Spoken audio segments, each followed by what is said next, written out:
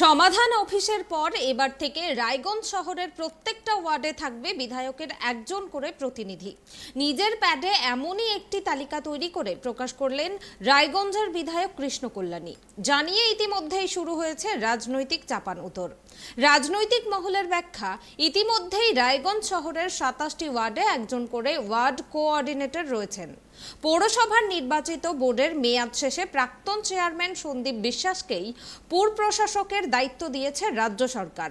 সেই সঙ্গে পৌরসভার প্রাক্তন কাউন্সিলরদের ওয়ার্ড কোঅর্ডিনেটরের দায়িত্ব দেওয়া হয়েছে। তার উপর প্রত্যেকটা ওয়ার্ডে এখন বিধায়ক কৃষ্ণ কল্যাণীর একজন করে প্রতিনিধি থাকবে। যদিও রাজনৈতিক চাপানউতোর শুরু হয়েছে, কিন্তু আমরা জানাবো এই প্রসঙ্গে কি বললেন বিধায়ক কৃষ্ণ কল্যাণী। মুহূর্তে আমি রয়েছি রায়গঞ্জের বিধায়ক কৃষ্ণ কল্যাণীর কাছে। যে তালিকা তিনি রায়গঞ্জ পুরসভার যে বিভিন্ন ওয়ার্ডে বিধায়ক প্রতিনিধি হিসাবে তিনি রেখেছেন, সেই সম্বন্ধে তার কাছ থেকে বিস্তারিত জানব। কৃষ্ণবাবু, এই তালিকা যে বিধায়ক প্রতিনিধি হিসাবে সেটা কতদিনের তালিকা করেছেন এবং কারা কী করবে তারা?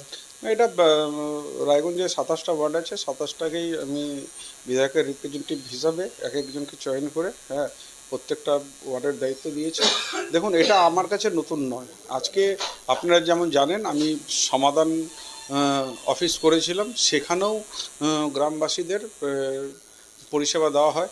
ভাবে নেন, কারো আধার সংক্রান্ত লিঙ্ক করানো, কারো যদি কোনো ভোটার কার্ডে ভুলভ্রান্তি থাকে কিংবা রাশন কার্ডে ভুলভ্রান্তি থাকে, অনেক সময় দেখা যায় যে রেশন কার্ড বিপিএল ছিল, রিনিউয়াল করছে, সেখানে এপিএল হয়ে গেছে, তো বিপিএলের পরিষেবা থেকে তারা বঞ্চিত হয়। তো সেই ধরনের আবার পুনরায় বিপিএলে অ্যাপ্লিকেশন করে তাদেরকে সেই বিপিএল সুযোগ সুবিধা পাওয়া যায়। এমনি অনেক যতগুলো পেনশন আছে, সেই পেনশনগুলোকে যাতে তারা পায়। আজকে দিদির সুরক্ষা কবচ যেটা রয়েছে, আপনারা যেমন জানেন, আমাদের 15টা ফ্ল্যাগশিপ প্রকল্প স্কিম রয়েছে।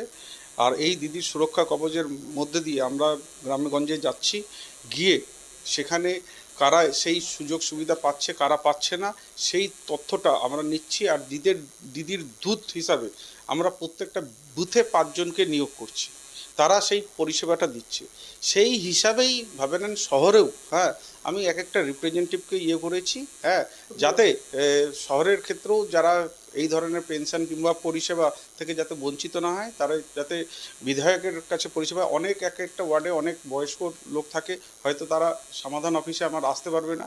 সেই জন্য একটা রিপ্রেজেন্টেটিভ থাকলে, তাদের বাড়ির আশেপাশের লোক থাকলে পরে তারা সহজেই তার মাধ্যমে সেই পরিষেবাগুলো পাবে।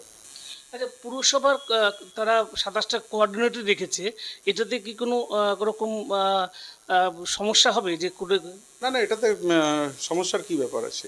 আজকে যদি একটা ওয়ার্ডে একজন পরিষেবা দেয়, তার জায়গায় 2 জন যদি দেয়, তাহলে ক্ষতিটা কি আছে? তাহলে তো পরিষেবার লেভেলটা আরও ভালো হবে। 2 জন মিলে দেবে, তাতে কোনো অসুবিধা নেই। আমরা শুনে নিলাম বিধায়ক কৃষ্ণ কল্যাণী বলছেন যে গ্রামেগঞ্জে তিনি যেমন মানুষের সমস্যা সমাধানের জন্য তিনি যখন বিধায়কের কার্যালয় খুলেছিলেন এবং সমাধান বলে একটি অফিস খুলেছিলেন গ্রামগঞ্জের মানুষের সুবিধার জন্য, এবারে রায়গঞ্জ পুরসভা এলাকার 27টি ওয়ার্ডের মানুষের সমস্যা সমাধানের জন্য তিনি প্রতিটি ওয়ার্ডেই তার প্রতিনিধি নিয়োগ করেছেন এবং সেই প্রতিনিধি মানুষের সমস্যা সমাধান করবেন। রায়গঞ্জ থেকে গৌতম পাল, ট্রাইব টিভি।